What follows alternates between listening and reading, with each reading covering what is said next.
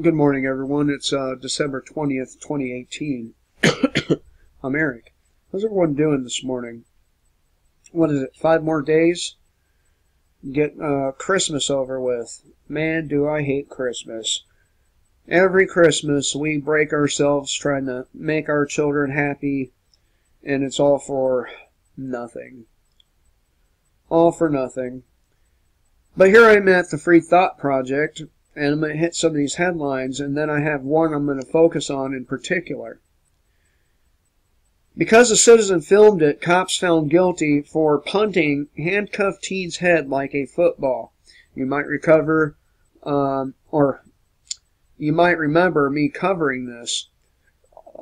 Earlier in 2018, I believe, the school cop indicted after a leaked video showing them savagely beating a 14-year-old child. Child handcuffed, arrested, and thrown in jail for missing too many days of school. And I let my son skip school all the time. I don't believe in the public school system, and I don't want my child there. As a matter of fact, next year he's not going back. And it's for these reasons, among others. Outrage sparked as schools kids are now being taught that boys can have periods to be inclusive. But the one I'm going to concentrate on is this one here.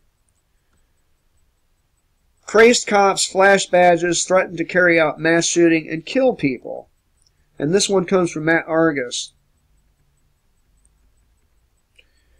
This is from Baxter County, San Antonio, Texas. The Baxter County Sheriff's Department is no stranger to controversy.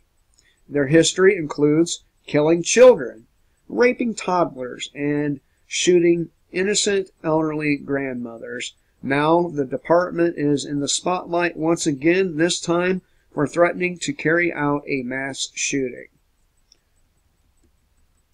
According to surveillance video and multiple witnesses, 2 Baxter County deputies were off duty and drinking at Deal's Bar in San Antonio last week when things took a turn for the worse.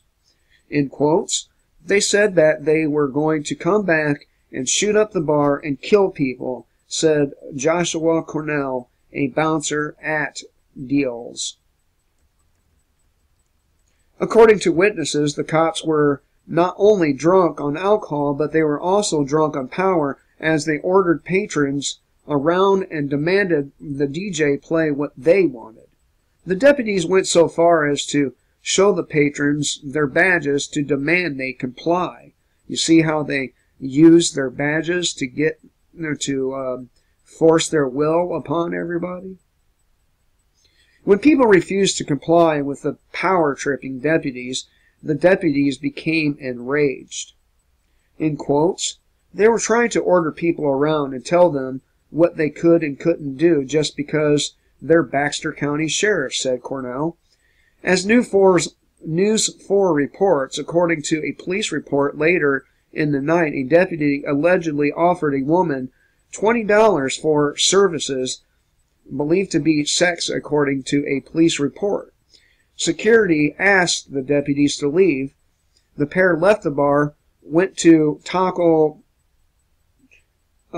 Cabana, but returned later. When they came back to the bar, security refused to let them in, and that's when the threats came flying out. According to witnesses, the deputies then threatened to return with guns and begin killing people. In quotes, it's disheartening, I guess, that the people who are supposed to protect you are willing to put themselves in the position, and others for that matter. I think that's a little fucked up the way they wrote it, but those who are supposed to protect, which there's no precedent that says they have a duty to, except for a recent court ruling. Every other court ruling is sides with law enforcement where they have no obligation. But again, these people, these deputies, this particular sheriff's department has a history of killing children, raping toddlers, and killing innocent grandmothers. So, you know, they're not there to protect them. One of the deputies has been identified as Corporal Edmondo Rentiera. Rentiera was placed on unpaid administrative leave in connection with an off-duty incident, a BCSO official said Monday. The other deputy has not been identified, and there has been no word as to whether or not he's been suspended. In quotes, "We hold ourselves to a higher standard in accordance with the expectation of public we serve." No, they don't. They don't hold themselves in higher standards.